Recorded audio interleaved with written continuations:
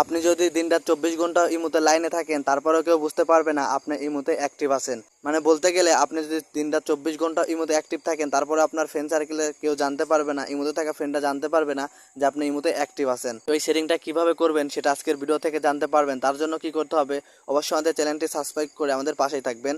তো first all আপনারা কি করবেন, আপনাদের ফোনে ইমো অ্যাপসটা ওপেন করে নিচ্ছে। ঠিক আছে ফ্রেন্ডস, তো আমাদের ইমো অ্যাপসটা কিন্তু ওপেন হয়ে গেছে, আপনারা দেখতেই পাচ্ছেন। তো এই ইমো অ্যাপসটা ওপেন করার পরে আপনারা যদি ভালো করে লক্ষ্য করেন, একদম নিচে দেখেন লেখা আছে একটা প্লাস আইকন আছে একদম নিচে, আপনারা দেখতেই পাচ্ছেন, আমি টিক মার দিয়ে দেখিয়ে দিচ্ছি। তো আপনারা জাস্ট এই প্লাস আইকনে ক্লিক করবেন। ঠিক আছে ফ্রেন্ডস, তো ক্লিক করার পরে নিচে দেখতেই পাচ্ছেন লেখা আছে মোর নামে একটা অপশন, এই মোর নামে লেখাটার উপরে ক্লিক করে দিবেন।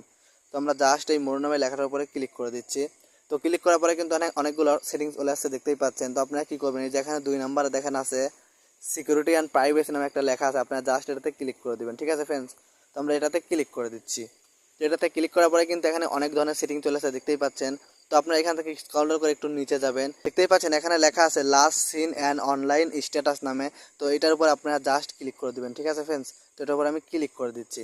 তো এটার উপর ক্লিক করে দিলেই কিন্তু মূল কাজটা কিন্তু এইখানে দেখতেই পাচ্ছেন, 4টা অপশন কিন্তু এখানে শো করছে নো বডি। আপনারা যদি নো বডি সিলেক্ট করে দেন তাহলে কিন্তু আপনার ফ্রেন্ড লিস্টে থাকে এবং ফ্রেন্ড লিস্টের বাইরে থাকা যারা আছে তারা কেউই দেখতে পারবে না আপনি এই মুহূর্তে অ্যাক্টিভ আছেন বা অনলাইনে আছেন। তো আপনারা জাস্ট এই নো বডিটা সিলেক্ট করে দেবেন। ঠিক আছে ফ্রেন্ডস, বুঝতে পারবে না যে আপনি এই মুহূর্তে অ্যাক্টিভ আছেন।